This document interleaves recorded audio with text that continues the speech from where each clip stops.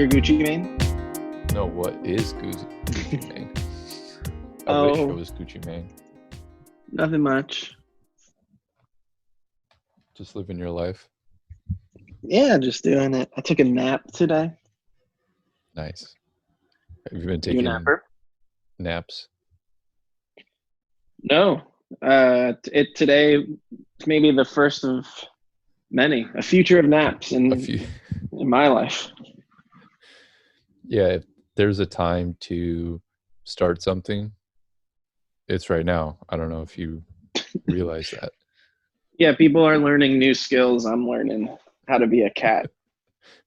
You, everybody is progressing and you're regressing. You're like, Yeah, what could I unlearn? Motivation, just like, trying you know. trying to push things out of my head. But you could say at the end of all this, in 2022, when all this is over, Yeah, you can say, I actually rested and uh, took some time for myself. And right. whenever this happened, whenever this is over, you can be like, I'm fully refreshed and I can go into whatever I want to do now. That's right. But William Shakespeare wrote King Lear. Who's William Shakespeare? He's the guy who stole all those plays from that other guy, Bacon or something. Francis Bacon. Francis Ford I Bacon. almost said Francis Scott Key, and I was like, that's not his name. Mhm. Wasn't it like Kit Marlowe or something like that? He, I, when I was in college, I was like taking some writing classes, and one of the classes I actually successfully avoided taking was a Shakespeare class. It was a requirement to graduate. Everybody in the program had to take this Shakespeare class, Wow. and I was a senior, and literally like 2 weeks before I was supposed to graduate, the admin person for our department was just like, "Oh, you never took the Shakespeare class?" I was just like, "Oh no," playing it dumb. Yeah. And she's just like, "Well, it's required to graduate." And I'm like, "Well, what does that mean? Like, what are we gonna do?" That like standoff you have where it's just like, who's gonna blink in this game of Right. chicken. And she's just like, clearly did not want to go through the process of like not allowing me to graduate because of one class that was like 3 credits or whatever. I had enough credits, it was just this class I never took. um Yeah. but they always sold the classes like, well, it's not that bad, because you just assume, oh, it's a class about Shakespeare, it's going to be very tough to get through. And the one thing they would say is like, oh, the teacher brings cookies from this Italian bakery in the East Village for every class. So you have that to look forward to. And I'm just like, are you fucking stupid? This I guy don't know. I spends find $8 for a box of cookies, and that should make 4 months of learning Shakespeare worth it. Fuck off. it's pretty easy to learn, like when I've studied Shakespeare in classes and stuff in high school and college, but it's not easy. I've never performed it. It seems very difficult to perform. But there's like so many translations and summaries of Right. his stories because I don't know. Can you really understand it? Well, I It's could like, never get ooh, over the nice. ooh, nice. Do you think people understood it back then, or they're like the same thing now? They're like, what the fuck is this guy talking about? Like, yeah, Why is he whenever. saying thou so much? Like, what? That would be amazing if like Refuse thy name. Who we who just talks assume, like that? because Shakespeare's work has stood the test of time in like dramatic literature, that that's just how people talked. And you do your whatever quantum leap, and you go back in time, and everybody's just like, what the fuck are you talking about, bro? And it's just like, oh, what? I was not expecting that that accent and that mode of speaking. I mean, what they sounded like. Shakespeare, I think, was always the bane of most English people's existence of like studying it because yeah, just getting beyond the dialogue and like how it's written, that takes so much. I don't know. For me, I could never get past it. It was Hmm. always tough. And I understand like there's a lot of great stories and a lot of our stories, modern stories, are kind of based on some of those things that he wrote about. Yeah, Um, Shakespeare in Love. Shakespeare in Love, Romeo and Juliet, Romeo Must Die. Yeah. Um, O. Have you oh, seen O? I have not seen Oh. That's pretty good. This is not I it's a reference to the character from Office Space, O. where he's just like, I saw her O face. Oh. That That's guy not plays that Iago. movie. That guy, he plays Iago. He plays a young. He plays the villain. What is No, it's Oh? based on Othello, Uh is it but like it's like a Josh Hartnett. It's a modern oh, like update right. where they play basketball or something. That is Like Josh Hartnett and is it? I think it's Mekhi Phifer. Yeah, Mekhi Phifer. oh, I love Mekhi Phifer. Are they did they do the thing where it's a modern interpretation, but like all of the dialogue is still like, No, no, no. thou and this and That's what Romeo plus Juliet is, right? yes. That movie, like instead of swords, they use guns, and they're like, "Show me your sword," and the sword is a gun. Yeah, exactly.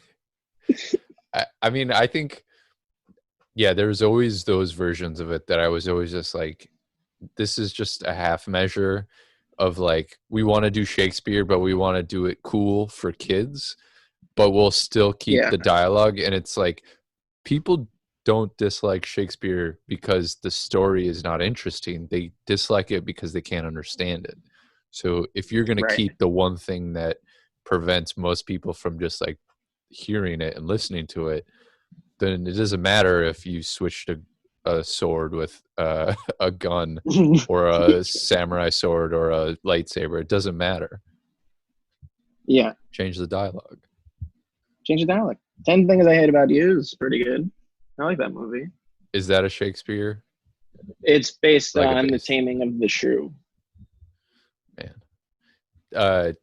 I went, I dated somebody So that's who's, but by the way, sorry. So that no, Julia yeah, yeah. Stiles is in two uh Oh, yeah. Shakespeare You're right. updated movies then. That's, At what's up, least Julia two Stiles? Is she into Shakespeare or something? on Macbeth, right? Yeah. I guess I've, right now, it seems like it's very hard. Um, like every what, let's say 5 6 years there's like another movie or something like that that is like, a forgotten Shakespeare classic, being retold with the dude from Save the Last Dance and that other lady.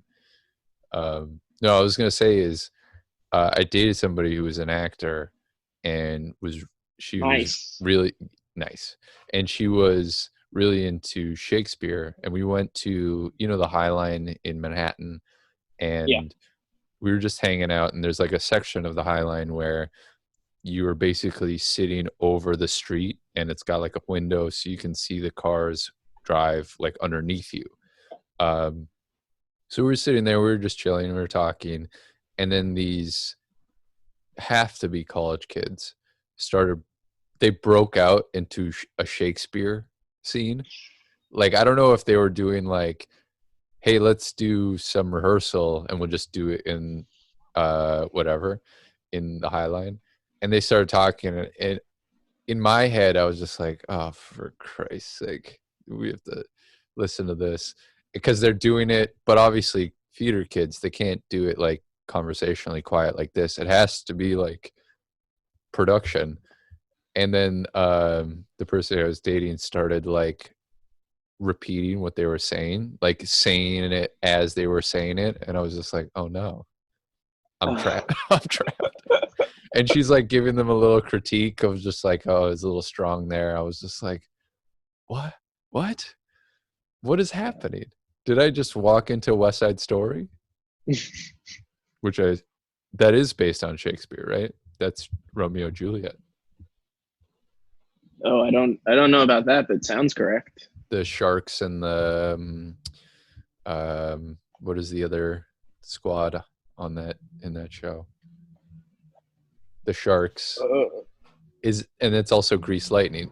Is this just the only story people can tell? It's just Grease and West Side Story and Romeo and Juliet. Those are three stories that we have.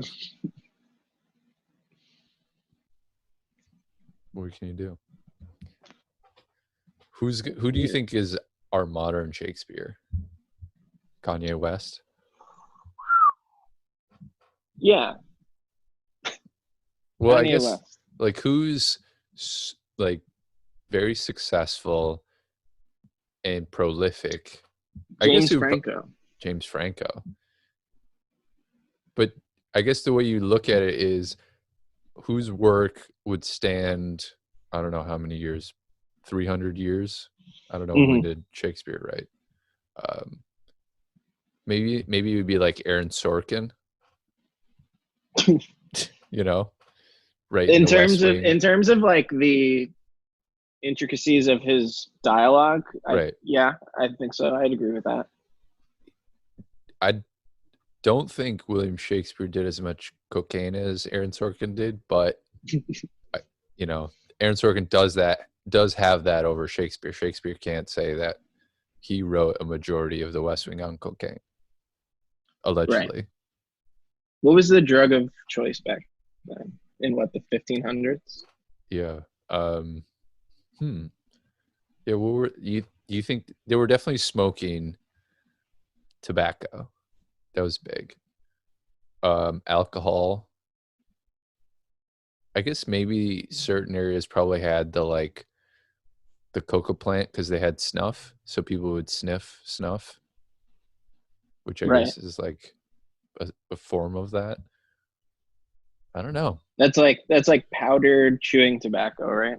Yeah, and it just, I guess it gives you like a little high, a little buzz, just to allow you to live to the year 32, so that you can see your grandchildren grow up. Yeah. I don't know. It'd be imagine going back in time, same thing, quantum leap style, and bringing modern drugs to Shakespeare's time. Like bring methamphetamine to Shakespeare and be like,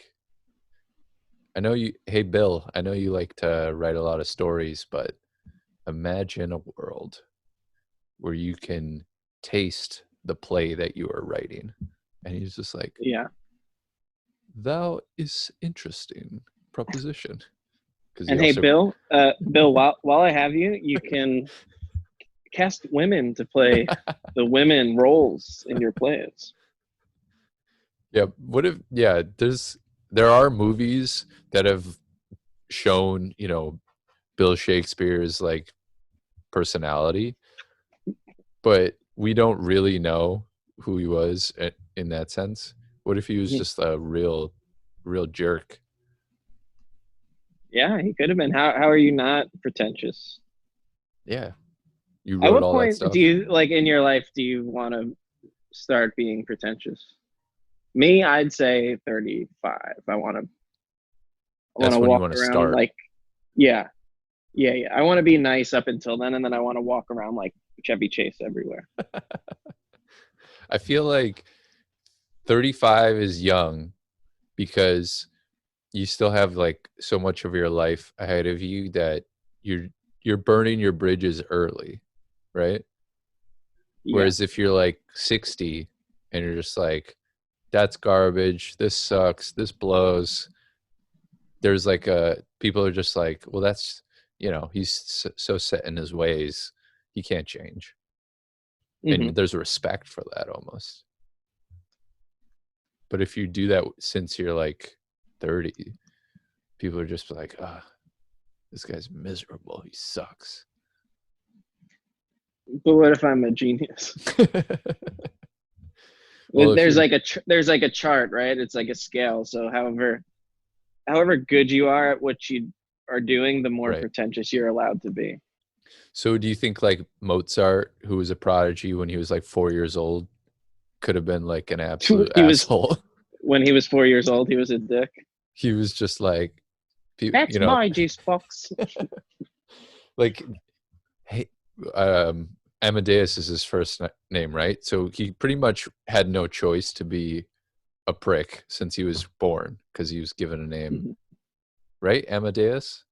Or is that the bad guy from that movie? Also, who the fuck knows? No, Um, that's Mozart. so he was You're born with a name, Amadeus Mozart, which even for back then has got to be a tough. That's a tough, boat to row. well, Wolfgang is his first name. Wolfgang, that's right. So Wolfgang Amadeus Mozart. That's a honestly though, that's a cool name. That's cool. Wham, Wam, Wham. That's what his boys called him. They're like, yo, Yeah, Wham. And not only does he have that, he's gifted with the greatest piano skills and mind ever. Like since then, no one has had the breadth and knowledge of composition and music like that at Kanye such West. a young age. Well, Kanye West, obvs. But then he's Dope. like performing in front of the King of England, and he's just like a little kid, can't even wipe himself yet. At 4, can you? I think Well, he's probably in maybe not. I don't diapers. know. At 4, when do you stop being in diapers? I I don't don't know. know.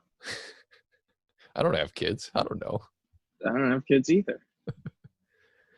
But that is also weird, though, to be like, oh, Mozart was a savant when he was like 4 or 5 years old. And it's just like, that means his parents, when he was very, very, very young, when he was like a toddler, was just like, here, why don't you just sit him at the piano and see what happens? And then he's just like, dee, dee, dee, dee, dee, dee, dee. Yeah, that's weird. It is weird. I figured you'd do the normal stuff like, I don't know, let's see him walk. Let's see him hold his head up without, rolling backwards. You just do the normal baby stuff. This is what babies, this is how you train babies, right? I mean, Yeah, sorry, not train them, raise babies, rear them. rear them. You don't put them in front of a grand piano and it's just like, all right, here's what we're going to do. Strengthen those little fat fingers and we're going to play some music, Wolfgang. Yeah. Well, I wish I was a prodigy. Yeah. Do you think there are prodigies and like things that aren't pretentious? Like, Like, there like are like, what? Like sandwich making? well, yeah, exactly. Like, I guess chefs. Yeah, culinary skills. That you could be a natural at that. yeah, have like a very developed palate when you're young. But I mean, like when you think of prodigies, a majority of the quote unquote prodigies are in these sort of pretentious avenues, like chess, Musicians, yeah, math. Yeah, math. Um, in sports, every once in a while, there'll be like a Tiger Woods who is a prodigy since he was a kid, and then is a prodigy as an adult when it comes to having sex with Perkins waitresses. But there, like he's like, is there a prodigy who was born a prodigy in this one thing, but grew up to be a meat slicer at a deli, and maybe they're a prodigy at until you slicing reach your deli, peak. Like other people catch up to you. Like you could do it at an early age, but right?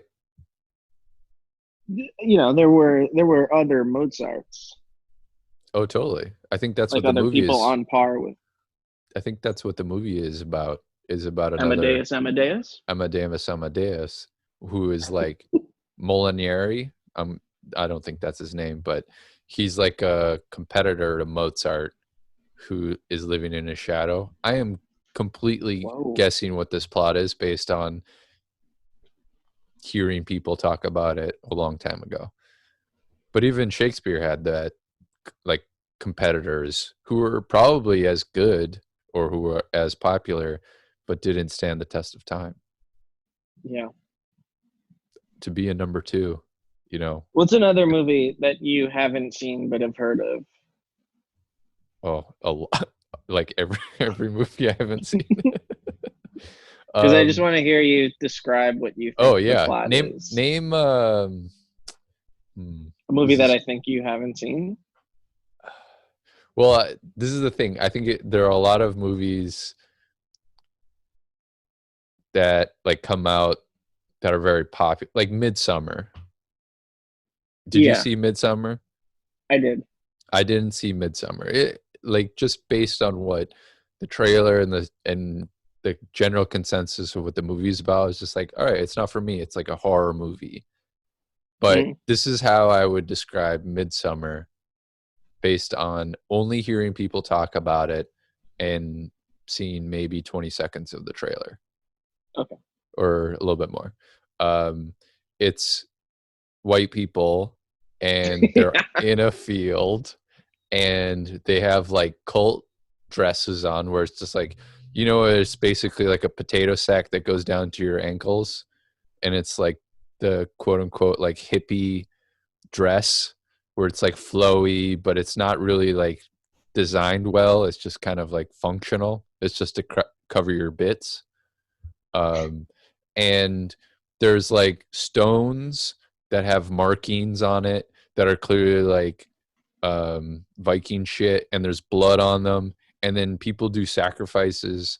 And if I had to guess, because I don't know what the twist is, I think there's a twist, is one of them turns into like a goat, and then somebody shoots it with an arrow, and then the blood of that is like used to like burn something in a fire. Percentage wise, how close am I'd say probably about 85 to 90%. I? that that's that was a very popular movie that was, people wanted to talk about because it was, very wild and unique movie. um but it was just something I was just like, yeah, it's not in my wheelhouse, but everybody talked about it, so I was like, I think I get it. I think I got the whole gist of it. Yeah, I'm not really a fan. Yeah.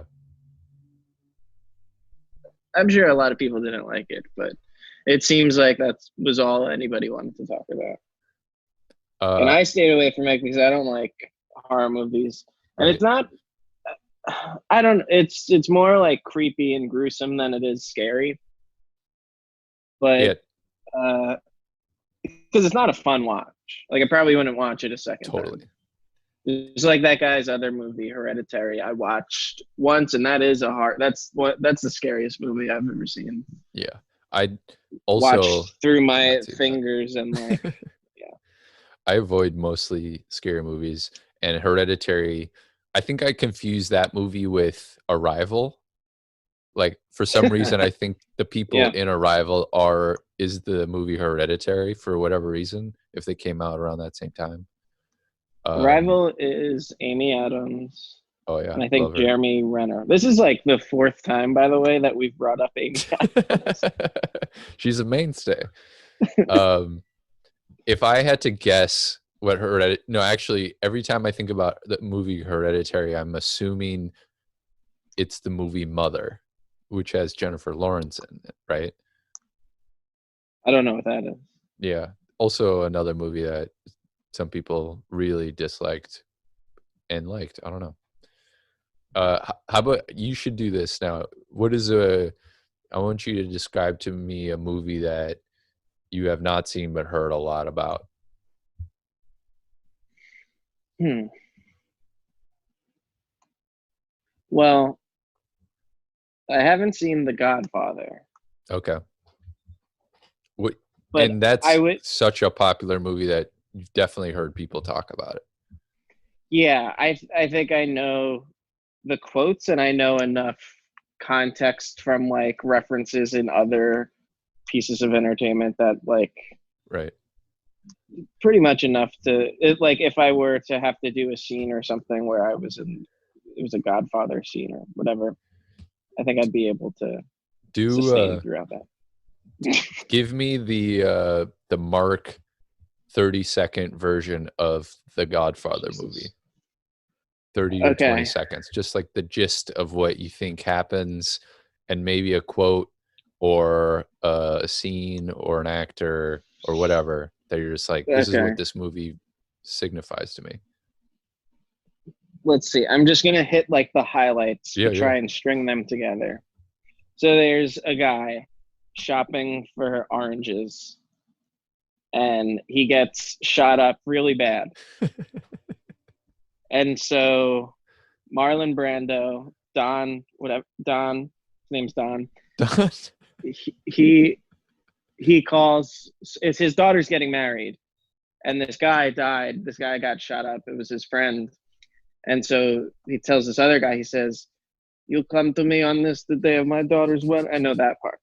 And so, and he's petting a cat, Uh-huh. right? And he gives him an offer that he can't refuse. Can't refuse it. And I think it's to maybe go and avenge that guy who was shopping for oranges. So Awesome. he says, "I'll give you a bunch of money and I'll let you marry my daughter if you go kill this guy." Yeah, How how close is that? that's pretty close. I think in the like progression of the movie, that's probably you. I don't think you've made it past the first 15 minutes of that movie, and it's a 3-hour movie. Wow. There's a lot that happens. It's been a while since I watched it. Um, but yeah, it is back in the day where you used to get movies from Netflix on a disc, on a DVD. I Mm-hmm. had that DVD probably on my desk for 3-4 weeks of just being like, because it shows like the title on the sleeve and a description and the runtime. And I kept staring. It's like 3 hours. And I'm just like, Staring at the geez. runtime, yeah.